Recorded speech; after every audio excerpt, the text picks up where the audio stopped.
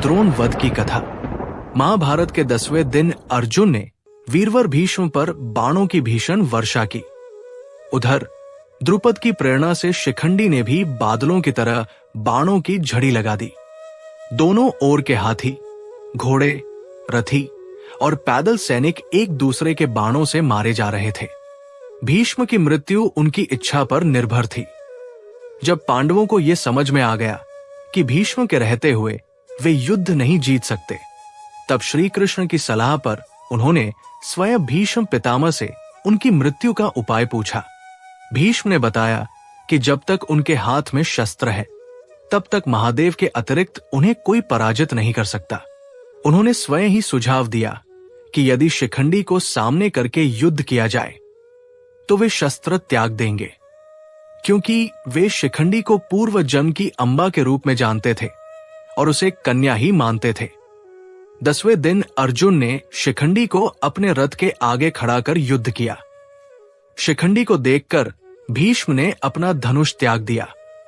तब अर्जुन ने उन्हें बाणों की शैया पर सुला दिया। इसके बाद वे उत्तरायण की प्रतीक्षा करते हुए भगवान विष्णु का ध्यान करते रहे। भीष्म के गिरने के बाद शोक संतप्त दुर्योधन ने आचार्य द्रोण को सेनापति बनाया। पांडवों की ओर से धृष्टद्युम्न सेनापति बने। दोनों सेनापतियों के बीच भीषण युद्ध हुआ, जो यमलोक की आबादी बढ़ाने वाला था। 13वें दिन द्रोणाचार्य ने युधिष्ठिर को बंदी बनाने के लिए चक्रव्यूह की रचना की।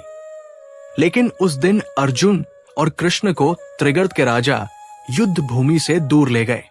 अर्जुन पुत्र अभिमन्यु को चक्रव्यूह में प्रवेश करना आता था, परंतु बाहर निकलने की विधि उसे ज्ञात नहीं थी। वो विधि उसने तब सुनी थी जब वो अपनी माता के गर्भ में था और उसके पिता अर्जुन उसे समझा रहे थे। लेकिन नींद आने के कारण वो पूरी बात नहीं सुन सका। अभिमन्यु ने वीरता से चक्रव्यूह में प्रवेश किया और अकेले ही कौरवों के कई महारथियों को पराजित किया। परंतु जयद्रथ ने शेष पांडवों को भीतर आने से रोक दिया और अंततः अभिमन्यु अकेला पड़ गया। कर्ण ने उसका धनुष और रथ का एक पहिया तोड़ा, जिससे वो भूमि पर गिर गया। इसके बाद अनेक कौरव योद्धाओं ने मिलकर उस पर आक्रमण किया और उसका वध कर दिया। जब यह समाचार अर्जुन को मिला तो उसने प्रतिज्ञा की कि यदि अगले दिन सूर्यास्त से पहले वो जयद्रथ का वध न कर सका तो वो अग्नि में प्रवेश कर प्राण त्याग देगा। 14वें दिन का युद्ध सूर्यास्त के बाद तक चलता रहा। अर्जुन के पुत्र घटोत्कच, जो अर्ध असुर थे, ने रात में कौरव सेना का भीषण संहार किया। रात में असुर और अधिक शक्तिशाली हो जाते हैं और कौरव सेना बुरी तरह भयभीत हो उठी। अंततः दुर्योधन ने कर्ण से आग्रह किया कि वो घटोत्कच को रोके। कर्ण ने विवश होकर शक्ति अस्त्र का प्रयोग किया, जो उसे इंद्र ने उसकी दानशीलता के बदले में दिया था। लेकिन ये अस्त्र केवल एक बार ही चलाया जा सकता था। घटोत्कच के ऊपर इस अस्त्र के प्रयोग के कारण कर्ण उसे अर्जुन पर नहीं चला सका। द्रुपद और विराट जैसे अनेक राजा द्रोण के हाथों मारे गए। आचार्य द्रोण युद्ध में काल के समान प्रतीत हो रहे थे। तभी उन्हें यह सूचना मिली कि अश्वत्थामा मारा गया।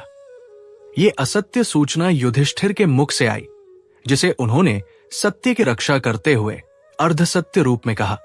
ये सुनते ही द्रोण ने अपने शस्त्र त्याग दिए और ध्यानस्थ हो गए। उसी समय धृष्टद्युम्न ने उन्हें बाणों से आहत किया और आचार्य द्रोण धरती पर गिर पड़े।